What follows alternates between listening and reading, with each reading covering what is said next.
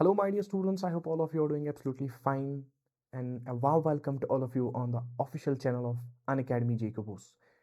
हमने कल स्टार्ट किया था class 10th lecture 1 life processes का, जहां हमने देखा था कुछ लाइफ प्रोसेसेस के बारे में. What are various life processes, how do they play an important role in the sustenance of life of an organism. तो बेटा चार टाइप्स ऑफ लाइफ प्रोसेसेस हमने पढ़े थे. One is the nutrition, second is the respiration, third is the transportation, and fourth one it is the excretion. जो आज हमारा topic रहेगा that's nutrition as a life process. क्या होती है न्यूट्रिशन, कौन कौन ऑर्गेनिज्म न्यूट्रिशन दिखाते हैं, how do these perform the nutrition, and what are its various aspects. So बिस्मिल्लाह करते हैं बेटे. चलिए, today's topic is all about nutrition. मैंने आपको कल भी कहा बेटे that nutrition is an act of obtaining the food. It's the act of obtaining the food, obtaining and utilizing food. किस तरीके के, किस लिए बेटे? The act of obtaining and utilizing food to get energy from it. To get energy from it, or we can say to derive the nutrients out of it. To derive the nutrients out of it. You know that हमें पता है all multicellular और unicellular organisms need energy. किस चीज़ के लिए? either we ride a bicycle, drive a car, or your sir is taking your classes. So for all this what we need is energy, and energy is the ability to do work. Energy हमें किस चीज़ से आती है बेटे? It's the food that we intake, that we digest, and we get energy out of it. The process of obtaining food, ingesting it, digesting it, इससे absorb करना और एसिमिलेट करना, बेटे इस सारे प्रोसेस को हमने न्यूट्रिशन बोला था. आई होप यहां तक बातें क्लियर हो. जो ही हमने देखा न्यूट्रिशन, इसके दो टाइप्स है. First one is the autotrophic nutrition and second one is the heterotrophic nutrition. Autotrophic nutrition की बात हमने थोड़ी बहुत कल की थी बच्चे. It is those organisms which produce their own food,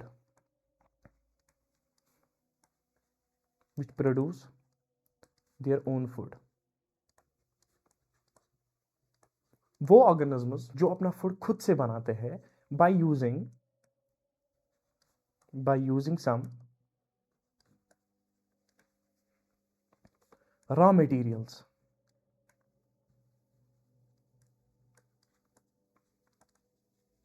from environment.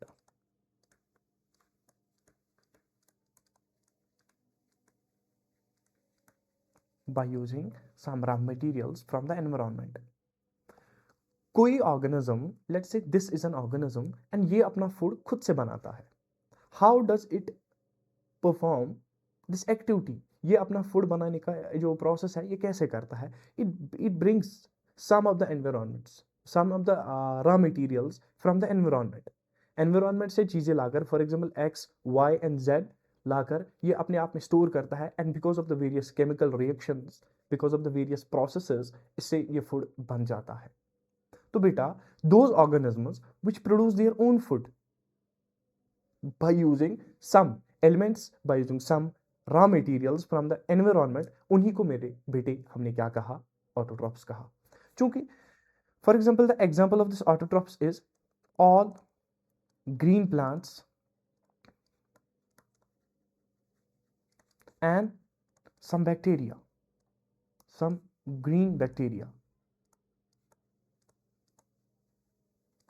उनको क्या हमने कहा? Cyanobacteria.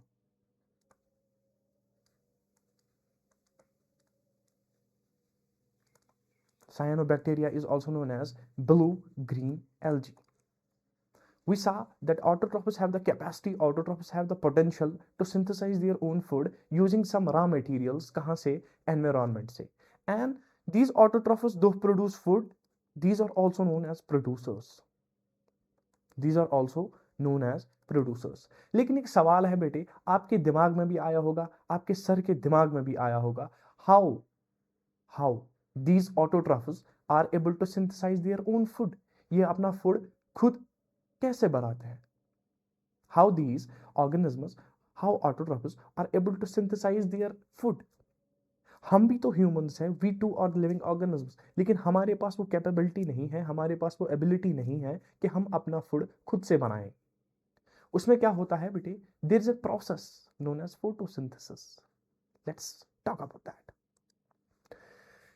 See, this is a plant, and it undergo photosynthesis. Photosynthesis is that the process by which an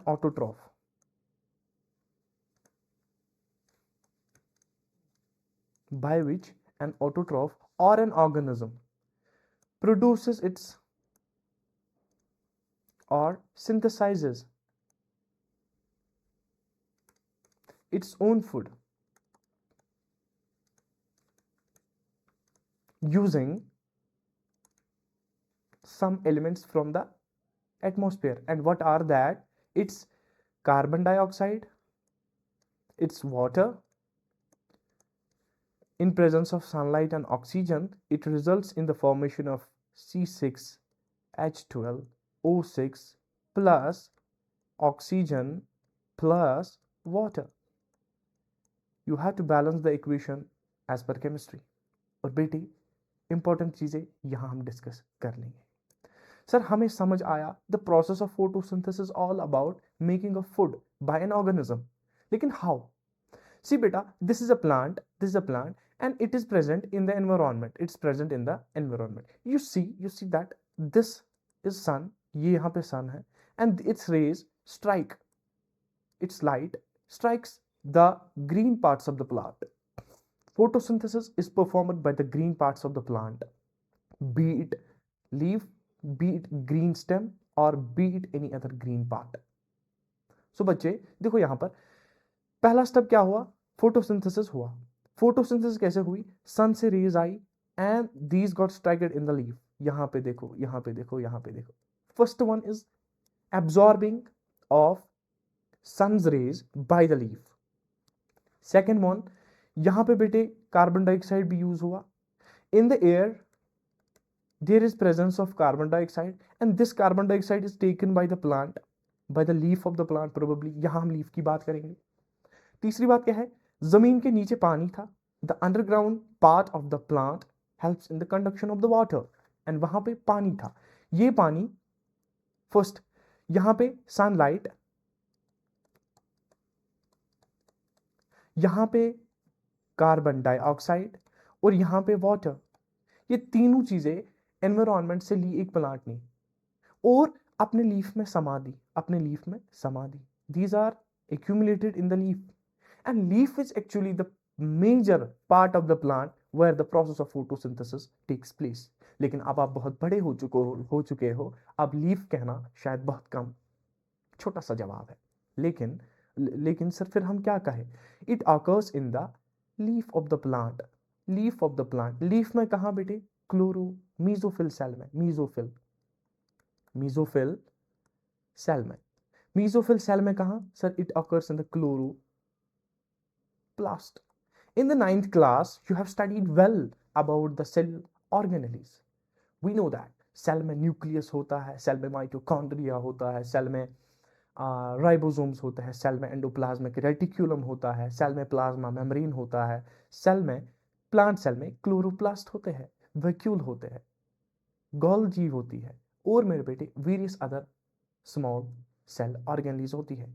so it is this chloroplast, ये यही chloroplast है which is responsible for the process of photosynthesis. Sir इस chloroplast में ऐसी क्या चीजें हैं बेटे, it is the chlorophyll, the green pigment is chlorophyll. यही पिगमेंट है बच्चे जो एक प्लांट को मदद करता है फोटोसिंथेसिस में। In the higher classes you will see everything that is related to photosynthesis that's covered by photosynthesis, but यहाँ as a foundation class आप याद रखो, photosynthesis occurs in the green parts of the plant. If we talk about the leaf, in the leaf it occurs in the mesophyll cell, in the mesophyll cell it occurs in the chloroplast, and in the chloroplast there is a presence of green color pigment that is known as chlorophyll. So it is the exact site of photosynthesis. I hope बच्चे यहां तक बात आपको clear हो. Let's move a bit ahead. हमने अभी देखा photosynthesis occurs in the green parts of the plant and यहां हमने बात की एक लीफ की. See बच्चे, this is a leaf. This is a leaf.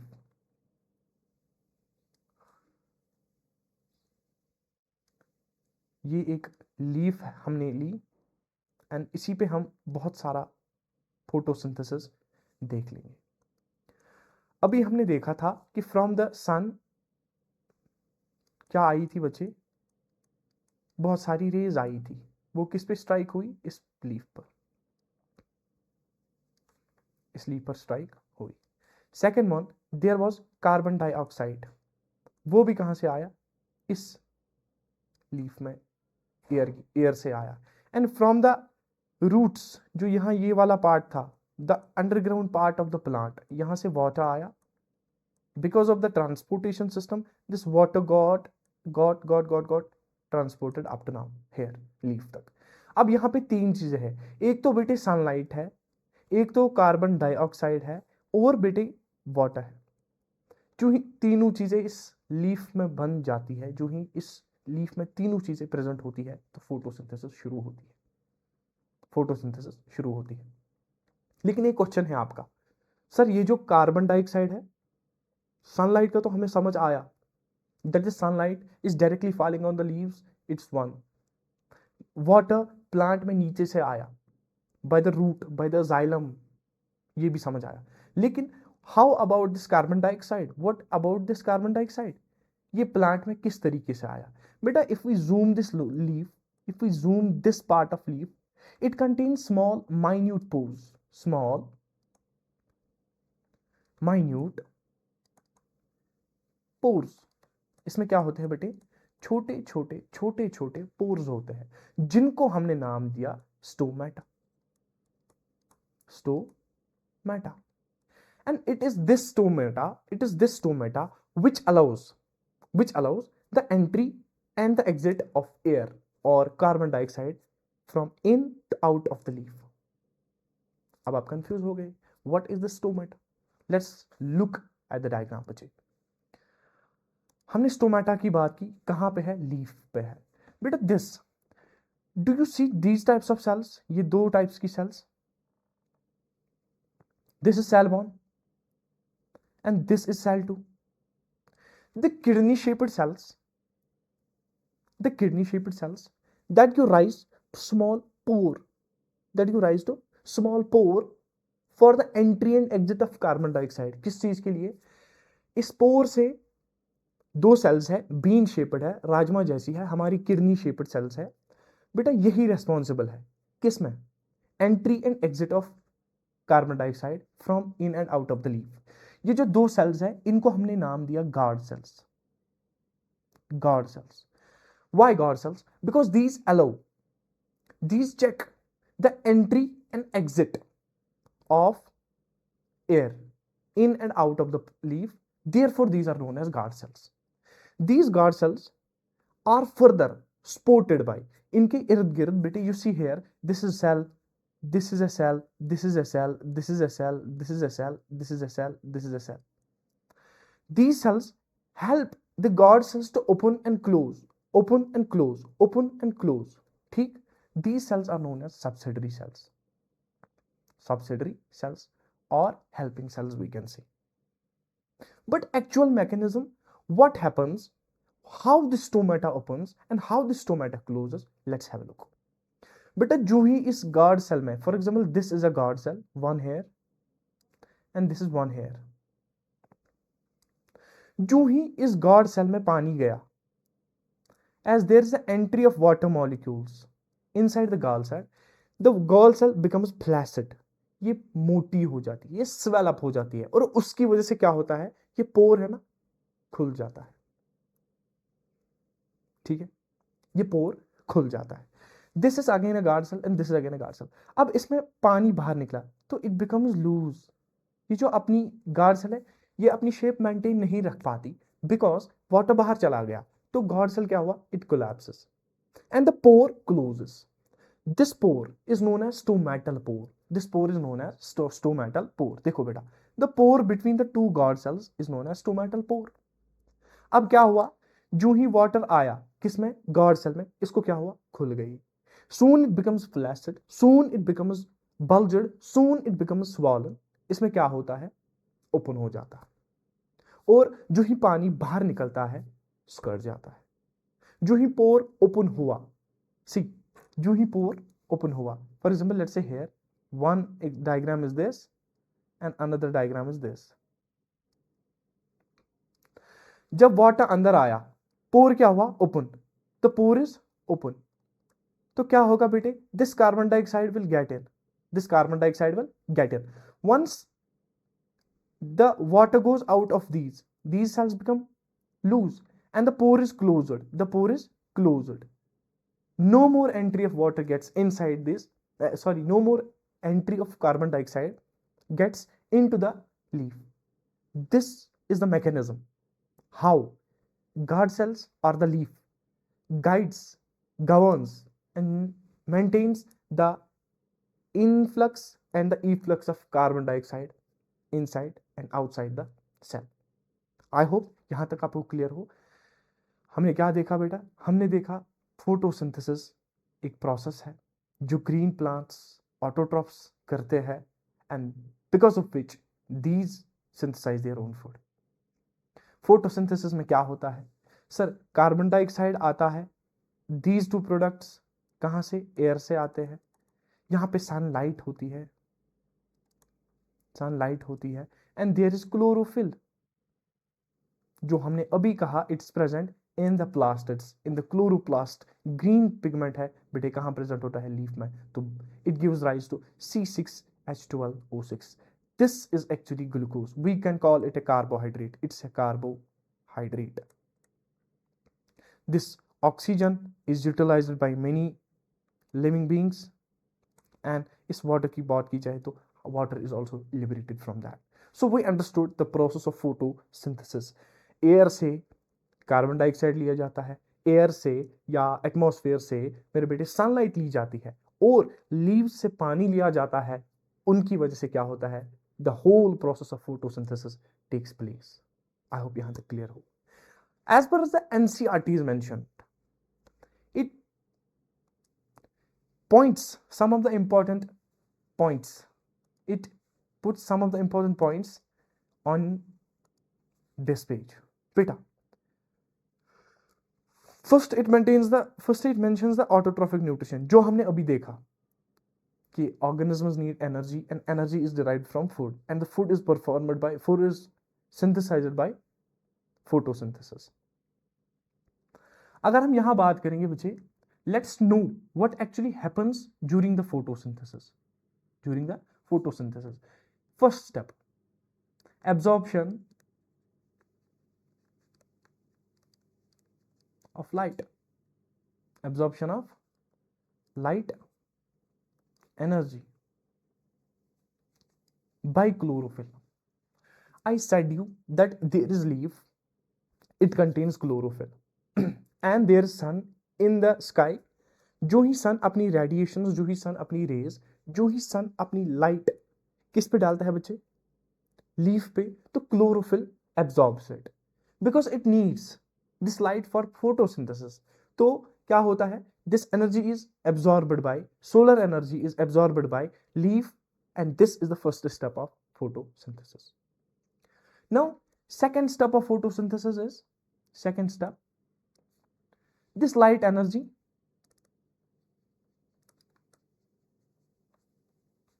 it's converted into chemical energy.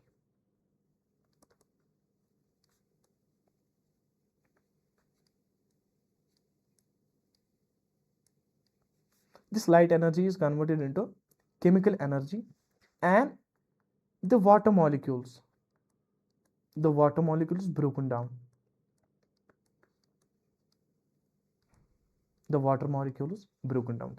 Splitting of water occurs, means दो hydrogen and oxygen H2O, the water molecule breaks down, the splitting of water molecule occurs, and this is the second step of photosynthesis.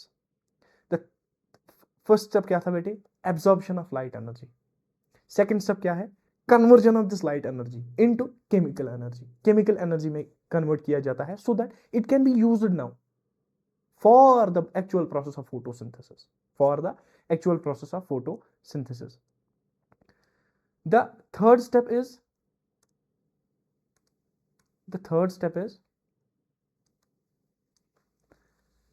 reduction of carbon dioxide to carbohydrate. Carbohydrate. अब ये reduction क्या है बेटे? किसी भी reaction में कहीं पे भी अगर आप देखोगे एडिशन ऑफ हाइड्रोजन या लॉस ऑफ ऑक्सीजन, उसी प्रोसेस को हम, उसी रिएक्शन को हम रिडक्शन रिएक्शन कहते हैं। अगर for example CO2 plus H2O in presence of sunlight, and this it gives C6H12O6 plus oxygen plus water.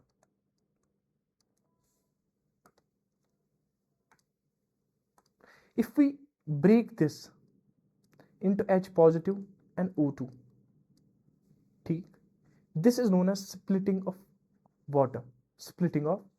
water molecule. This H, if we add this to this carbon dioxide, if we add this H to the if we add this hydrogen to the carbon dioxide, what becomes? It becomes this C6H12O6. यहां पे क्या हुआ बेटे? Hydrogen add हुआ, and this is known as reduction. क्या हुआ? Reduction means that there is addition of hydrogen. Second, there occurs splitting of this. ये oxygen यहां पे भी बना, and once balancing the equation, what we see, there is also liberation of this water. There is also liberation of water molecule. This is बेटे the process of photosynthesis. पहले क्या हुआ? Leaf ने सनलाइट एब्जॉर्ब की, ठीक है, इस light energy को केमिकल एनर्जी में कन्वर्ट किया गया। जो ही इस लाइट एनर्जी को केमिकल एनर्जी में कन्वर्ट किया गया, there occurs splitting of water molecule टूट जाता है, एंड कार्बन डाइऑक्साइड पे क्या? कार्बन डाइऑक्साइड पे मेरे बेटे हाइड्रोजन ऐड किया जाता है। उसी को हमने रिडक्शन रिएक्शन कहा, and because of the reduction reaction carbohydrates are formed, and carbohydrates, ये जो कार्बोहाइड्रेट यहां बना, this is actually the molecule of the energy that is required to do work, that is required to make food. I hope यहां तक बातें clear हो।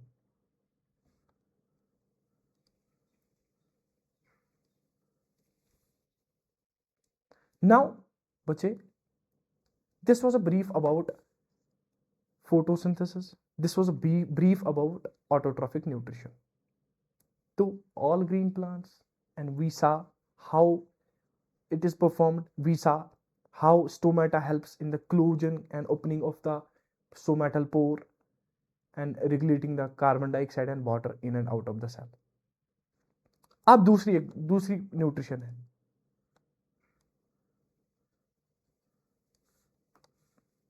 heterotrophic nutrition. Jigar, I said you yesterday that those organisms which do not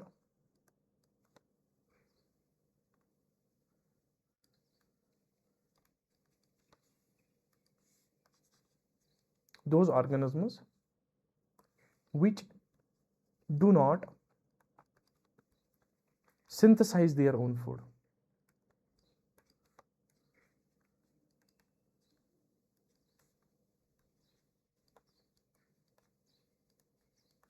and are directly either directly or indirectly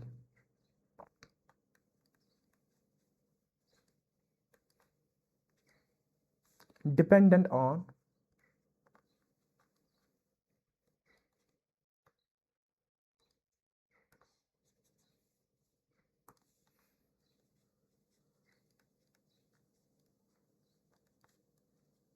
autotrophs for food are known as heterotrophs.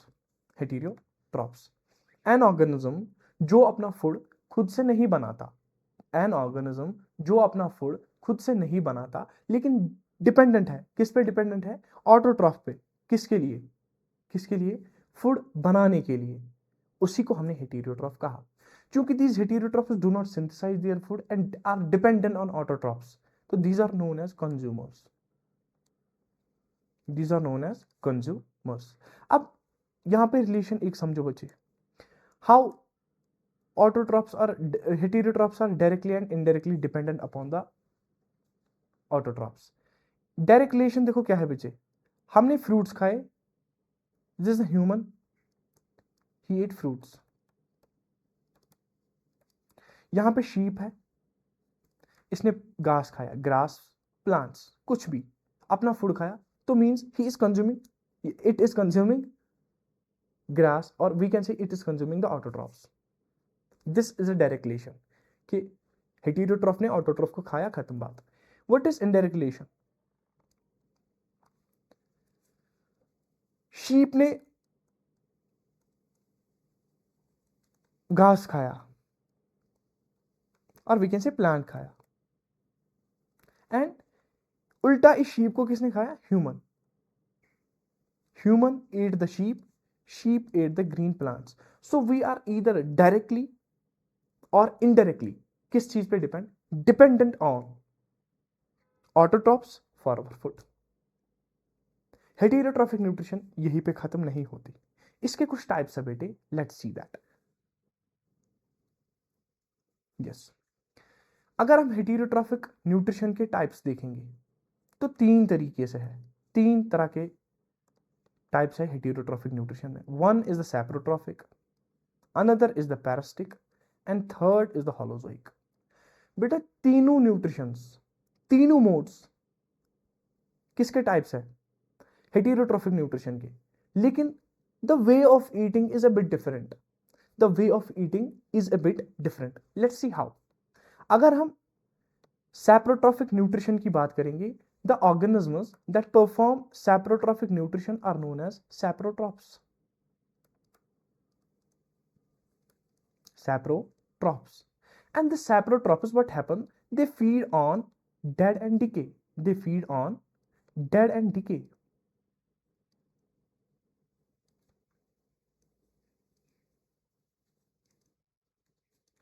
matter. For example, have you seen there's a piece of bread left at our home? तो कुछ time बाद क्या होता है? We see some greenish patches over there. हम कुछ greenish greenish patches, greenish greenish colony जैसे बनी हुई देखते हैं वहां पे। Those organisms are saprotrophs. वो उस चीज को खराब करते हैं, वो इस चीज को सड़ा देते हैं और उससे अपनी न्यूट्रिशन हासिल करते हैं। So remember that saprotrophs are those organisms which feed on dead and decay matter. जो चीज गला सड़ा हो, जो चीज खराब हुआ हो, उस पे कोई ऑर्गेनिज्म फीड करे, उन्हीं को बेटे हमने सैप्रोट्रॉफ्स कहा।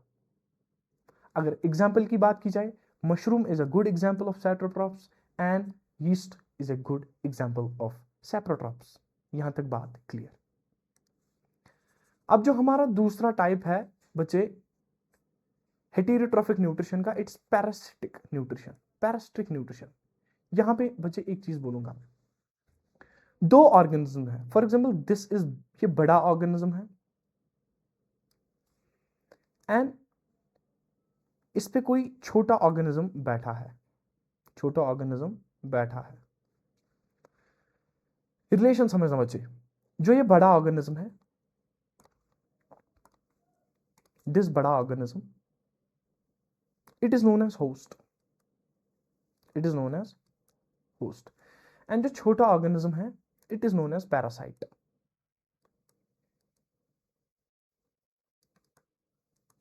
The size of the parasite is generally small as compared to the host. एक ऑर्गेनिज्म बड़ा है, उस पे एक छोटा ऑर्गेनिज्म बैठा है।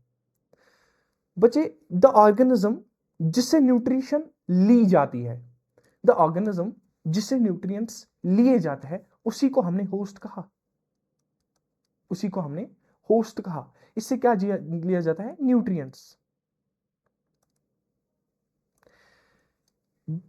This host acts as a reservoir of nutrients, reservoir of nutrients किसके लिए? पैरासाइट के लिए। Generally the size of the host is big, the size of the host is big. And what about this parasite? ये जो parasite है, it is getting benefited, ये अपना nutrients, ये अपना सामान किससे लेता है? होस्ट से लेता है। A parasite can live either inside or outside the body of organism, or outside the body of organism. अगर बेटे एक ऑर्गेनिज्म, एक पैरासाइट किसी होस्ट के अंदर रह रही है, सी दिस, यहां पे होस्ट के अंदर रह रही है, this is known as endoparasite, this is known as endoparasite. और अगर कोई parasite it lives on the surface of the host, उसको हमने कहा ectoparasite, ectoparasite, ectoparasite. This relation of parasitism is often known as plus minus association, क्योंकि इसमें बेटे parasite को तो फायदा आता है, द पैरासाइट गेट्स बेनिफिटेड, लेकिन होस्ट कमजोर होता है। And the parasite never tries to kill its host, क्योंकि अगर होस्ट मारा, पैरासाइट भी उसी के साथ खत्म हो जाएगी। सर एग्जाम्पल क्या है इसकी? हमारे बालों में होती है ना जुए यार, हमारे अंदर होती है ना एस्केरीज, यार वही तो है example. The example of this parasitic nutrition is tapeworm and lice. Lice हमारे बालों के बाहर रहती है, बालों पे रहती है, बॉडी के बाहर रहती है, so it is an ectoparasite. और एस्केरीज या लीच की बात करेंगे तो हमारे अंदर रहती है, उसको हम एंडोपैरासाइट कहते हैं। यहां तक बात clear? Let's move further ahead. अब हम थोड़ा और आगे बढ़ेंगे बच्चे, और हम देखेंगे the third type of heterotrophic nutrition, जो कि बहुत ही ज्यादा इंपॉर्टेंट है विद रिस्पेक्ट टू ह्यूमंस की बात अगर करेंगे। Give me a second bro.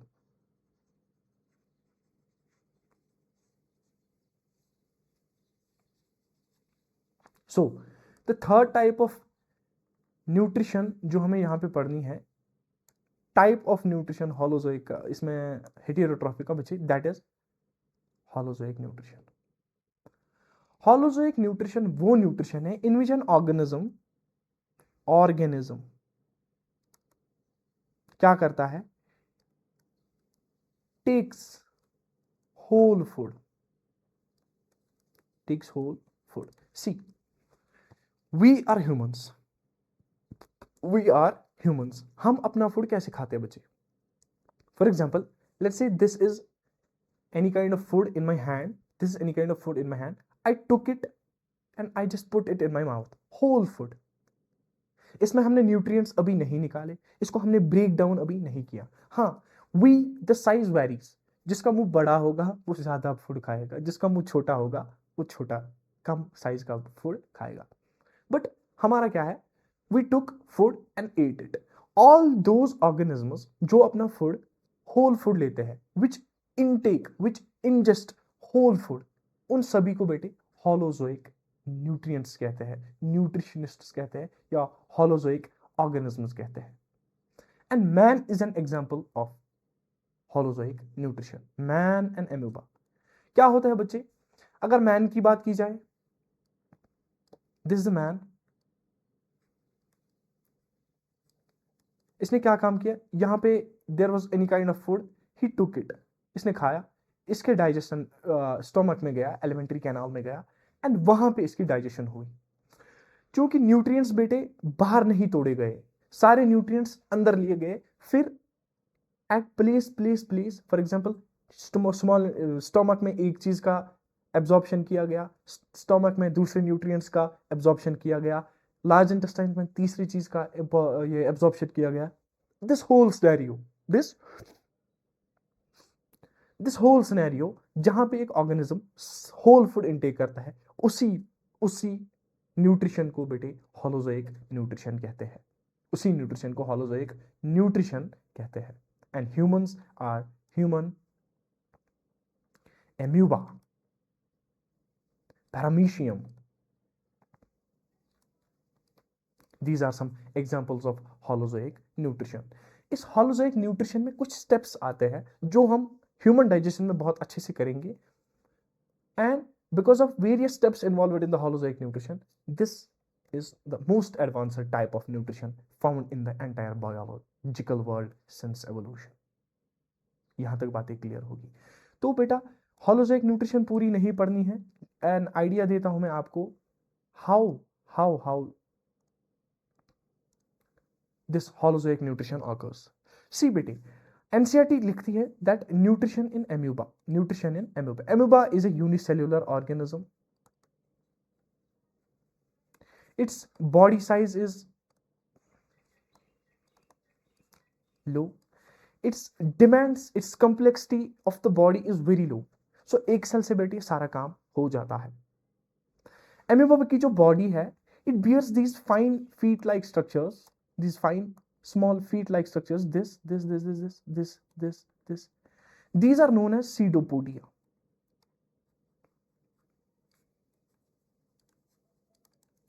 pseudo means false and podia means feet। आपको लगेगा the streaming movements of cytoplasm जो amoeba में दिखाई देते हैं, these are like the feet, ये एक पैरों की तरह या आर्म्स की तरह कुछ चीजें हैं, रेंगती हुई जा रही है, and these help to amoeba its various functions, but not sugar। this is false feet। and how an amoeba takes its food, I said earlier, it's holozoic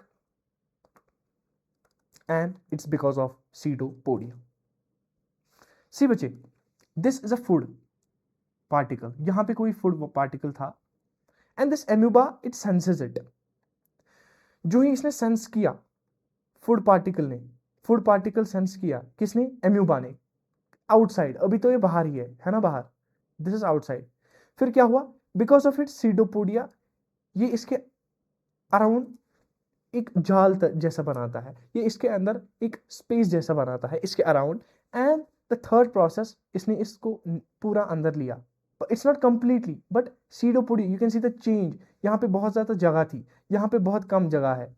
so for example, if something is here, ये क्या काम करता है? It goes like this, like this, like this, like this, like this, like this, like this, and engulfs the whole material inside it। ठीक है, now see, यहां पे बेटे this food particle is inside the body of the amoeba now, and because of the various digestive activities, digestive enzymes, ये इसको break down करके इससे nutrients निकालेगा, useful nutrients, and rest it will expel out। so there are few steps in the digestion of amoeba।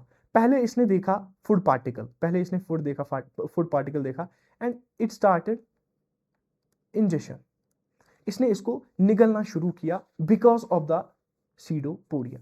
Second one is that इसने absorption किया, इसने क्या किया बच्चे? एब्जॉर्प्शन किया, जो जो यूजफुल न्यूट्रिएंट्स इसमें थे उनको बाहर निकाला। Assimilation, third one is assimilation, जो ही एसिमिलेट हुआ, न्यूट्रिएंट्स को निकाला बाहर, फिर क्या हुआ? वहां पे एक वेस्ट प्रोडक्ट बना, उस वेस्ट प्रोडक्ट को बाहर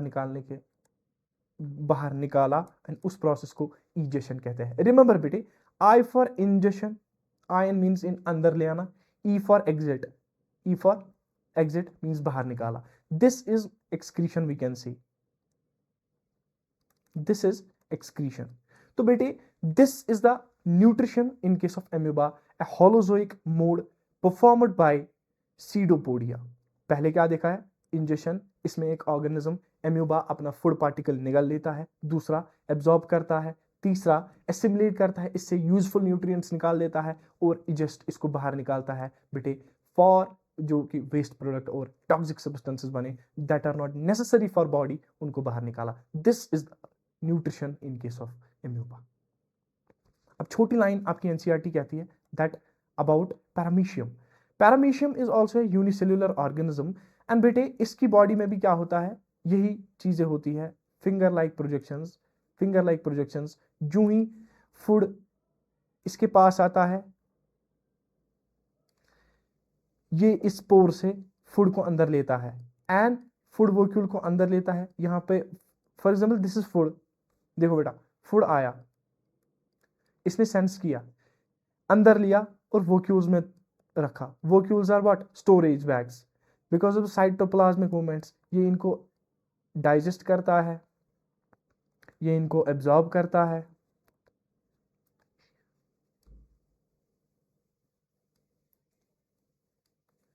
एसिमिलेट करता है, and ultimately there is egestion. There is egestion.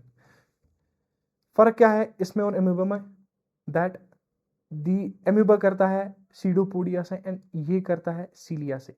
सीलिया, the fine hair like structures जो कि इसमें प्रेजेंट होते हैं, दीज इन्हीं को सीलिया कहते हैं। And because of the movements of the cilia, cilia से ही बेटे ये अपना काम करता है, ये फूड को डाइजेस्ट करता है, वोक्यूल्स बनाता है।